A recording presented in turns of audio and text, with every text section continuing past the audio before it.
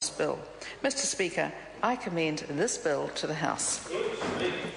The question is that the motion be agreed to. Mr Speaker. I call the honourable member Andrew Little. Mr Speaker, the issue of victims' rights in our criminal justice system has been a subject of much debate over many years now. Many of the victims' rights legislation, or much of the victims' rights legislation that we have been the product of previous Labor governments, because Labor has always taken that issue seriously.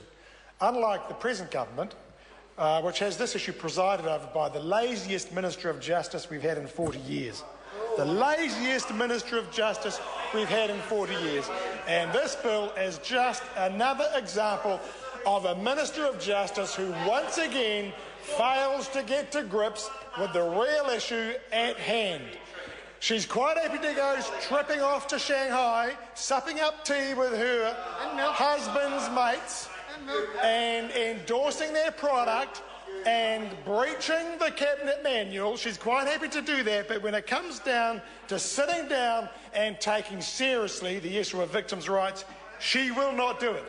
Because this is yet another piece of victims' rights legislation from this government that is piecemeal, that is ad hoc, that lacks coherence, and that is just doing bit by little bit by little bit.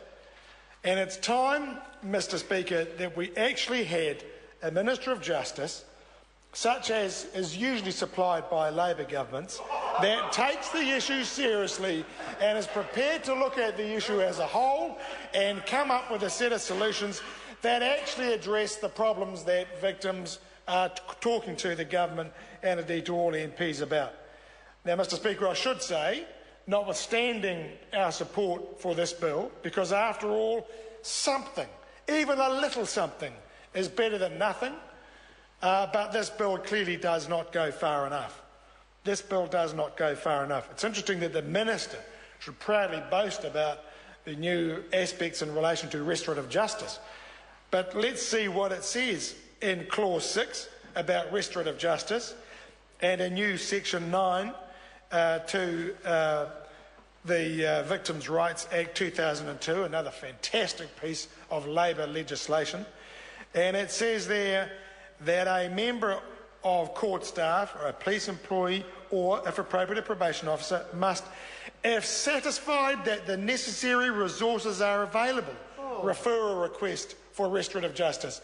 There is no guarantee to victims of crime that they will have access to restorative justice. It all depends on somebody else being available to deliver it, or that some other resources are available. And a ministry, and in fact an entire government bureaucracy that is slowly being crimped and scrimped and squeezed and has no money to do anything. That is a hollow promise. This bill provides a hollow promise to victims of crime who would like to pursue the avenue of restorative justice. But that's hardly surprising when you have a lazy Minister of Justice who passes this legislation through her consideration and through Cabinet without hardly a by your leave. No further consideration given to the Minister on this, just lets it sail through with a hollow promise to those victims of crime who want to seek a restorative justice response. She talks about compensation for costs for victims.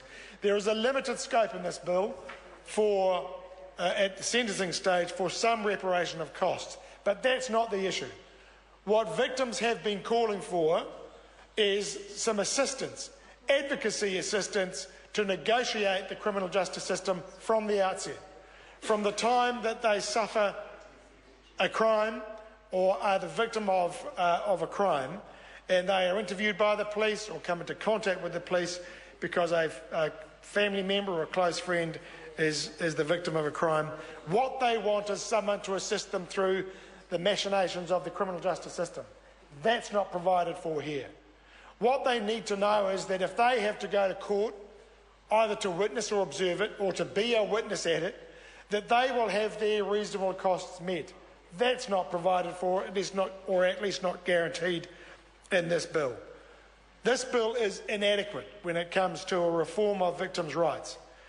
And the promise that Labor makes is that we will have a comprehensive, cohesive and coherent piece of legislation covering all victims' rights, so that a victim of crime knows when the minute they become attached to the justice system through no choice or fault of their own, they will have assistance and they will know what the mechanism is and they will be led through it.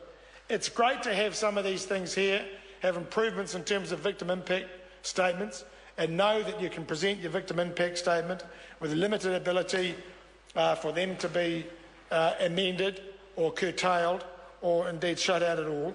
That's all good stuff. But actually what victims most need is to understand how the system works.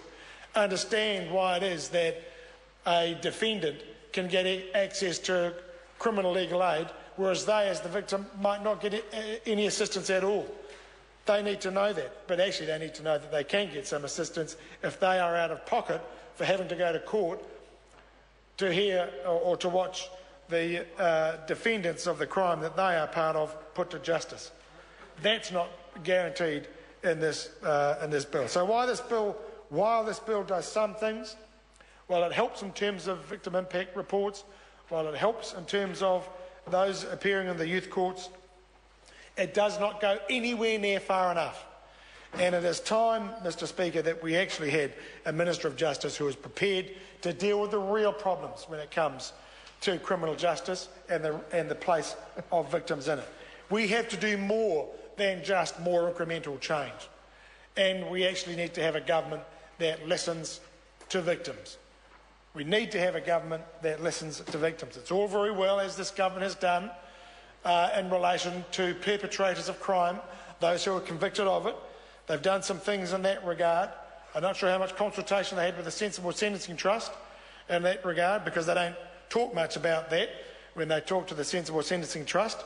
But when it comes to victims, this government is big on words, it's big on promises, but actually it is just little by little, and in fact it's far too little and often far too late. And so we need to see something that is a lot more and a lot better. Mr. Speaker, the issue for most victims is that they don't choose to be part of the criminal justice system.